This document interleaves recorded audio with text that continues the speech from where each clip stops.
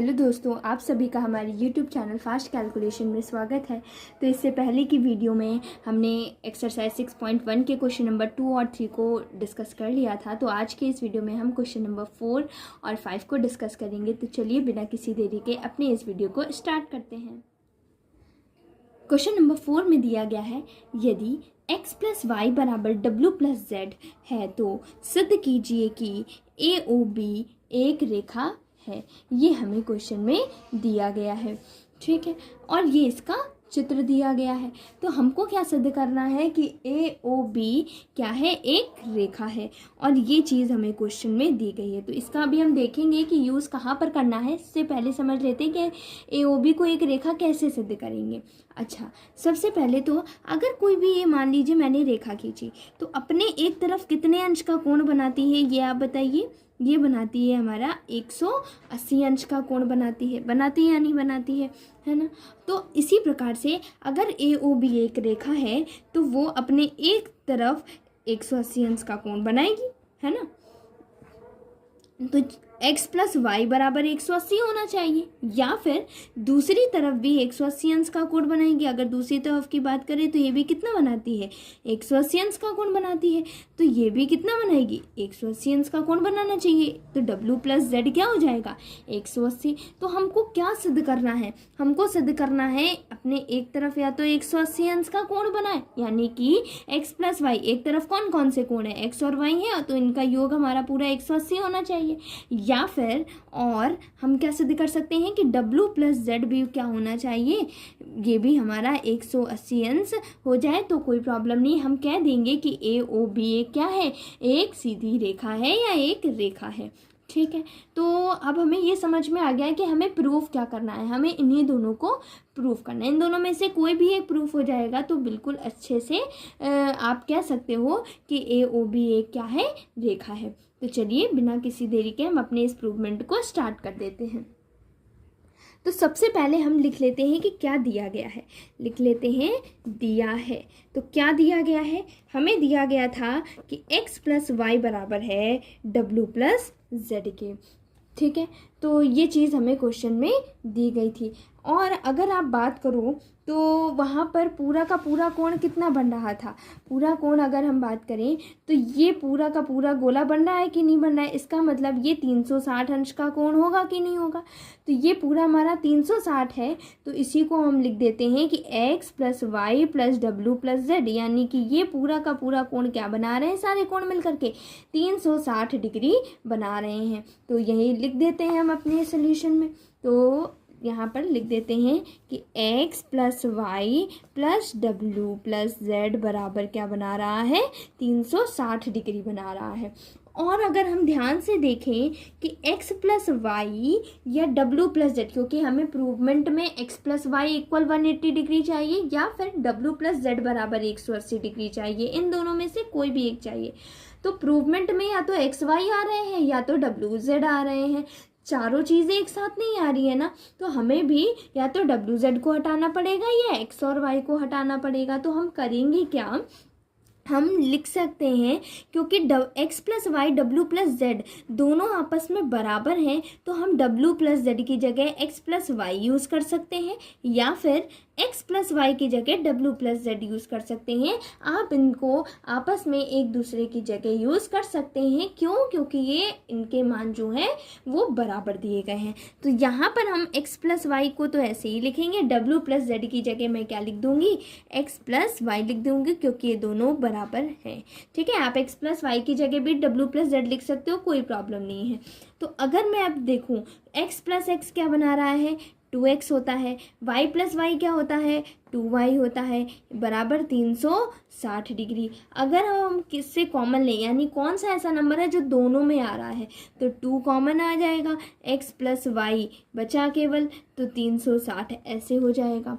फिर x plus Y बराबर 2 को हटाना पड़ेगा, तो दूसरी तरफ आ जाएगा, ये किस में, बटे में आ जाएगा। ठीक है। तो 2 से हम अगर 360 को काटेंगे तो कितना हो जाएगा 180, यानी कि x प्लस वाई बराबर कितना हो गया 180 डिग्री हो गया। क्योंकि x प्लस वाई 180 डिग्री है तो फिर w प्लस जेड भी क्या हो जाएगा 180 डिग्री हो जाएगा, क्योंकि दोनों के ही मान क्या है बराबर दिए गए हैं। अतः हम क्या बोल सकते हैं, अतः ए ओ बी क्या है एक रेखा है। अतः ए ओ बी एक रेखा है। हमें यही प्रूफ करना था और हमें पता है कि कोई भी रेखा अपने एक तरफ 180 अंश का कोण बनाती, तो हमने ये चीज़ प्रूफ कर दी है। ठीक है, तो चलिए अब अपने नेक्स्ट क्वेश्चन नंबर 5 में बढ़ते हैं। देखिए क्वेश्चन नंबर 5 में क्या दिया गया है कि पी ओ क्यू एक रेखा है, किरण ओ आर रेखा पी क्यू पर लंब है, किरणों ओ पी और ओ आर के बीच में ओ एस एक अन्य किरण है, तब सिद्ध कीजिए कि R O angle R O S बराबर 1/2 angle Q O S minus angle P O S. अभी घबरा नहीं जाना है कि इतना बड़ा सा क्वेश्चन है, तो इसको बहुत ईजिली हम सॉल्व करेंगे। सबसे पहले लाइन बाय लाइन समझते हैं क्या बोला जा रहा है। पी ओ क्यू एक रेखा है, देख लेते हैं चित्र में कहाँ है P O Q. P O Q ये रेखा है, ठीक है। किरण ओ आर रेखा पी क्यू पर लंब है। ये जो ओ आर है किरण, ये इस पर क्या है लंब है, इसका मतलब ये 90 अंश का कोण बनाएगी। बिल्कुल सही बात है। फिर किरणों ओपी और ओ आर के बीच में एक अन्य किरण ओ एस अन्य किरण है। ओ आर और ओ पी के बीच में ये पूरा ये इनका मिड पॉइंट मतलब बीच होगा और इनमें ओ एस जो है वो एक अन्य किरण गई है। सिद्ध कीजिए कि एंगल आर ओ एस बराबर 1/2 angle Q O S minus angle P O S. तो सिद्ध करने का मतलब सिंपल ये होता है कि आपको एल एच एस की वैल्यू को आर एच एस की वैल्यू के इक्वल लाना होता है। ठीक है, इतना क्लियर हुआ। तो यहाँ पर एल एच एस हमारा आर ओ एस है और यहाँ पर आर एच एस हमारा 1/2 angle Q O S minus angle P O S दिया गया है। तो हम क्या करेंगे, हम आर एच एस को सॉल्व करेंगे और अपने एल एच एस की वैल्यू के बराबर लाने की कोशिश करेंगे ताकि हमारा प्रूफ हो जाए। ठीक है, तो हम सबसे पहले अपने आर एच एस को लिख लेते हैं 1/2 angle Q O S minus angle P O S, ये हमें दिया गया है। तो देखिए हमें इसको सॉल्व करना है, तो इसको सॉल्व करने के लिए हमें दो वैल्यूज़ पता होनी चाहिए, एक एंगल क्यू ओ एस की और दूसरी एंगल पी ओ एस की। ये दोनों वैल्यूज़ अगर मुझे पता चल जाएं और किसके टर्म में, आर ओ एस के टर्म में, क्योंकि हमें एल एच एस में क्या लाना है, आर ओ एस लाना है। तो आर ओ एस को लाने के लिए क्यू एस को आर ओ एस में चेंज करना पड़ेगा और पी ओ एस को आर ओ एस में चेंज करना पड़ेगा, ऐसा तो करना ही पड़ेगा। तो चलिए देखते हैं हम किसको कैसे चेंज कर सकते हैं। सबसे पहले क्यू ओ एस की बारी आती है। तो क्यू ओ एस कहाँ पर है, जल्दी से देखो, क्यू ओ एस यानी कि ये वाला पूरा का पूरा कोण है या नहीं है, हाँ जी बिल्कुल है। और ये वाला जो कोण क्यू ओ एस है वो किससे मिलकर बना है, ये वाला कोण प्लस ये वाला कोण। अगर इन दोनों को जोड़ दिया जाए तो क्या बन जाएगा, क्यू ओ एस बन जाएगा। मान लो अगर ये एंगल 1 है और ये एंगल 2 है तो 1 और 2 को मिला करके ये पूरा बड़ा वाला कोण बना हुआ है या नहीं बना हुआ है। तो 1 का नाम क्या है, आर ओ क्यू, तो लिख लेंगे angle R O Q plus angle 2 का नाम क्या है, R O S, angle R O S. तो इन दोनों को मिला करके हमारा ये बना हुआ है क्यू ओ एस। ये हमारी इक्वेशन नंबर क्या हो जाएगी, 1 हो जाएगी। अब इसी तरीके से हमने तो अपने क्यू ओ एस को आर ओ एस के टर्म में लिख लिया। अब इसी तरीके से हम एंगल पी ओ एस को भी लिख लेते हैं। पी ओ एस कहाँ है, पी ओ एस, तो ये वाला जो कोण है इसको हमें आर ओ एस के टर्म में क्या करना है, लिखना पड़ेगा।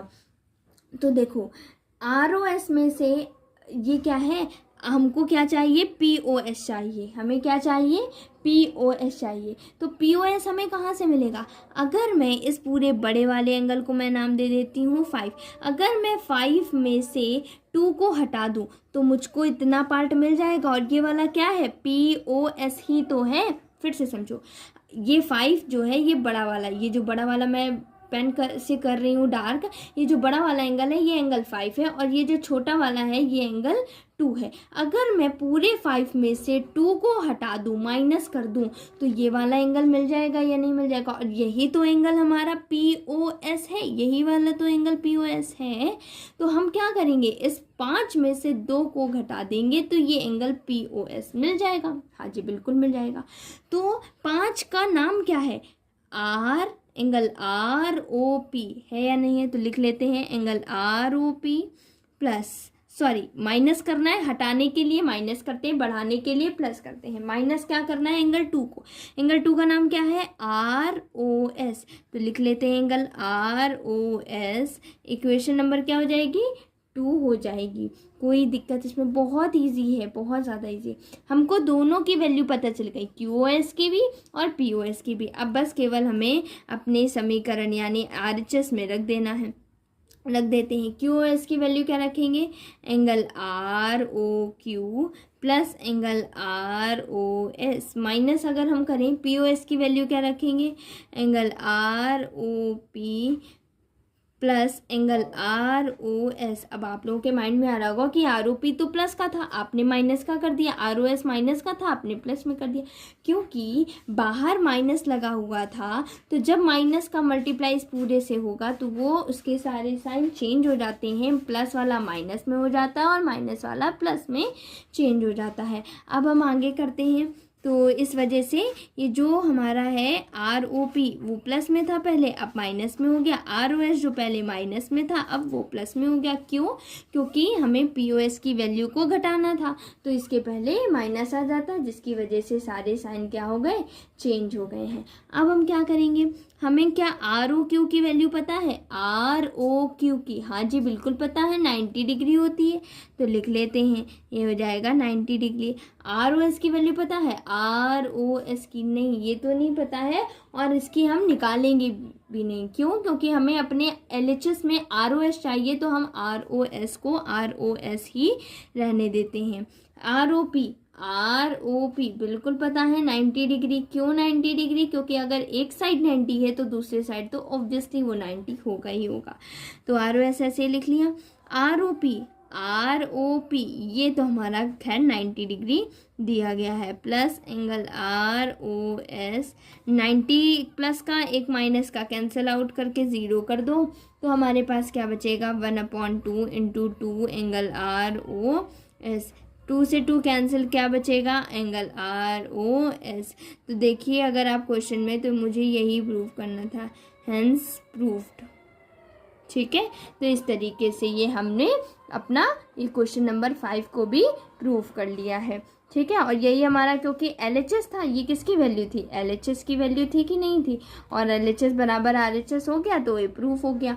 तो आशा करती हूँ कि आपको एक्सरसाइज 6.1 का क्वेश्चन नंबर 1 और 5 आसानी से समझ में आ गए होंगे। फिर भी आपको इससे रिलेटेड कोई भी डाउट है तो आप अपने डाउट को हमसे कमेंट सेक्शन में पूछ सकते हैं। अगर आपको ये वीडियो हेल्पफुल लगा हो तो हमारे चैनल को लाइक करें, शेयर करें और सब्सक्राइब करें, और बेल आइकन दबाना ना भूलें ताकि आगे आने वाले सारे नोटिफिकेशन सबसे पहले आप तक पहुंच सके। Thank you for watching this video.